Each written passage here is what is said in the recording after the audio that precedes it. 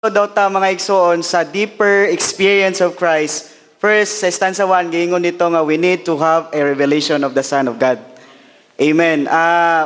Ang pagkahibalo nato sa pinadayag sa anak sa Dios nga mao si Kristo mga igsoon, munay magdala nato sa lalom nga kasinatian ni Kristo. Ngani akong gilista mga igsoon, kung do natay pinadayag mahitungod ni Kristo mga igsoon, makinabuhi nato si Kristo. Ikaduha, mahulma si Kristo nato mga igsoon. Ikatulo, makabalay siya sa tong kasing-kasing.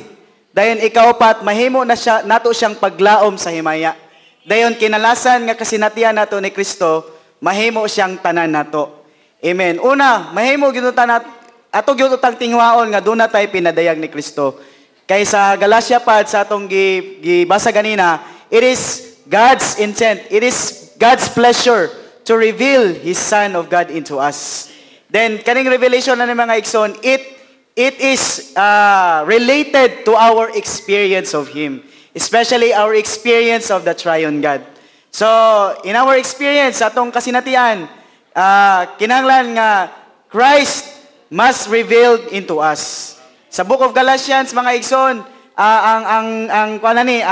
ang background is Christ is far superior than tradition and religion.